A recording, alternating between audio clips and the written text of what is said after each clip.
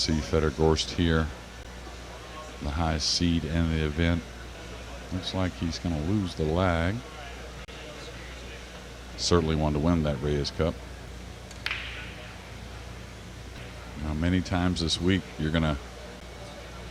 can't take any of them for granted, right, Scott?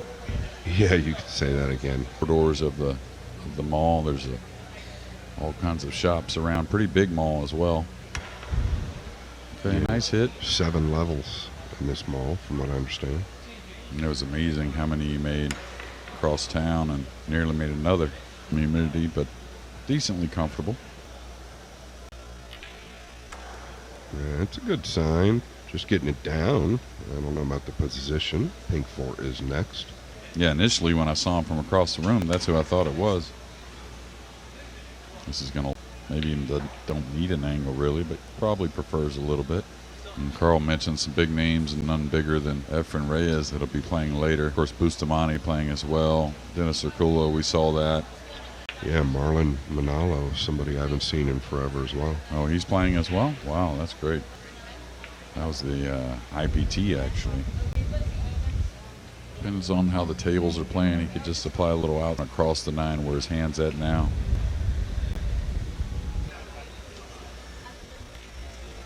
First draws, first blood. You can already see there in the background. Decent runs in some big events. This is what really looked effortless to me. Not always in the every time. This is a touchy one. Back there fighting your brains out with these guys, but about Garcia. A lot of cue movement. Pinos have that movement. It's okay. Looks to be coming 3 rails here and held that up, and that's the 4-inch.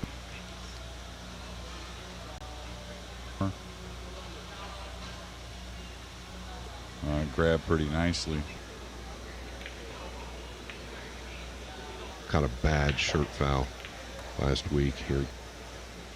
Wow, and it just kept going, and it's going to have to show us something special here. Pulled the trigger on this one very often. But all right, got a nice hit, though.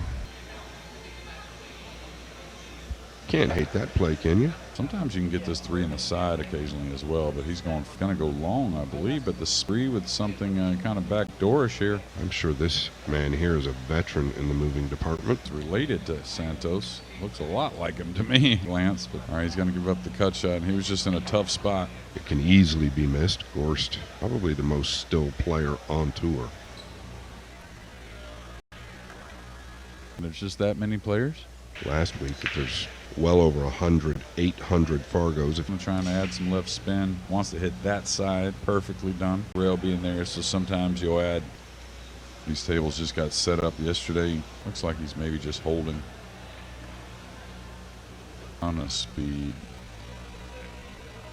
Yeah, the new felt. Not too far away, standard 4-inch, but when I see some of these go in, it makes me think pretty much perfect pool so far. Yeah, I don't know that Takahashi has an opponent. Will be a walkover. Camel Pro Bayard Series, and was really Japan's best player for many, many years. A name, I haven't heard that name since you just mentioned it. It's been 20 plus years, probably longer. He can knock balls in, so that's always a little scary. He's been pretty good with this too, the kicking and the jumping. He hasn't. Yeah, and that 2 ball. Is a 7 playable? I can't tell.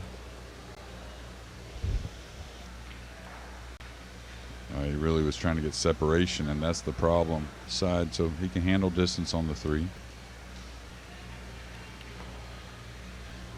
Beats are great at it. A lot of the amateurs are lower ranked. What a value in forcing them to the kick. 2 ball, like you said, jumped over that 4, was it? They were up table 6 and 5, and from a different view, which is always good last week. And it's natural kind of banker, you know what I mean, to where it's a lot of aiming and just hitting the balls that he's developed from a young man's age. Back open wins, but both of those guys, and you've come a long ways in that department. It was really kind of one of his weaknesses, I thought, for a while. And you know, when you talk about these, I could have used a hair. Yeah, just watch the track of the cue ball. I think Konihiko Takahashi's mat called soon. Throw some home.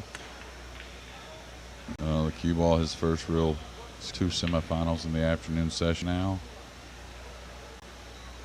At the Reyes Cup. Like so, but that's going to fall on day one. It might be a touch bigger. May from there it looked pretty snug. Wants that to go a little more on the last swing.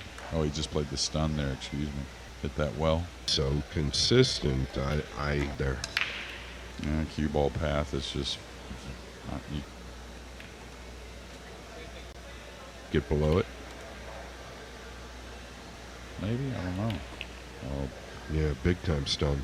For matches right out of the gate, really, instead of most part, but some of your top players can maybe go for some of these, of course, but you're not game mode for that next round in that focused mode moving forward. it's going to go to the Ghost. Over Sison. Pierre Francisco Garcia has won 2 in a row. And again, just watch the cue ball go back and forth there. He has less arc than anyone, I think, on the cue ball, to where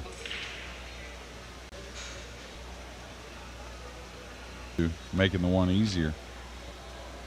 Yeah, it was tough to do both, right? One past the purple or play it opposite like this. Yeah, I know one thing. He would really like to get one. Good hit. Yeah, a little ticky. Yeah, he's jumped a couple and he hit them both, curving it. Yeah, it doesn't fit. So, oh, he could get around it. Excuse me. Very good. Again, he's had a couple where the cue ball. That's it. Yeah, and just during the cup, it wasn't that good. I think it was a lot of travel. Long, really solid cueing the ball. Player, and that might be his worst department there, is if you're playing in. Just real light. Oh, he just stunned it. And you viewers. Yeah. No different story with that break. He did miss the one in the last rack. He repeats the break better than anyone on the tour. Yeah, and something I've noticed in times with these guys, that'll get up top on the 2 immediately after burying the 1. Yeah, some of those, the non-forceful break. I think they get a lot of kisses on that 2 ball, which holds it low. Yeah, that's another shot. Yeah, and don't want to say let up flaw. It's just kind of like, what I like also, of course, he's in a lead here, but the thing I like about him is he doesn't really stress. He doesn't really pick everything apart. It's been a real routine here in this match, a 9-0 lead. If his opponent could be Francisco Bustamante. 12:30 hour. That's the next round. That's Reason Fedor. I wanted to play him just because we've never played prior. Yeah, now that match at 11 a.m. That's when it's scheduled at the moment. You're watching right now. Yeah, it really does. You can punch below the 6 here. You see there's got to punch below. Try and draw out of it. Not a terrible effort. No, I thought it was great. Especially I think he was going 6. of course, but we'll see what kind of positions he's got to have this slow down to round 7. Going, actually. Definitely fast down this direction. How's this finish? Does he get on the board? Oh, look at this. Maybe he has a look. Yeah, nice follow stroke there. This man might At this 9. It's a big stretch. He's used to it, though.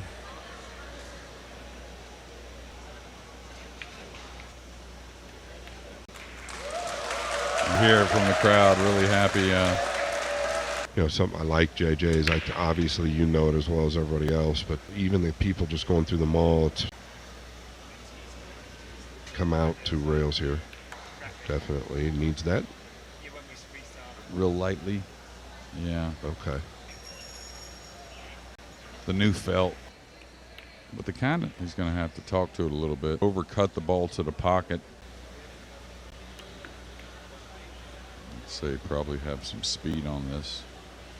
Kind of wedging him up here on the left long rail, right behind the pink. Dude, that's incredible. So even if he gets the snooker, oh. Yeah, I don't know. Yeah, maybe just straight draw. See what Fedor Gorst had in mind, but we all know what he's got in mind from here. Maybe a little lunch soon. Table's pretty slick though, right? I see that that's what he's doing. 8's no reason to try and get close to it. Broke in this match. It's got to be a good feeling moving forward again. So Gorst will have the rest of the day off to try and get even more comfortable moving forward in this Philippine Open. And we've lost Billy Jay Garcia.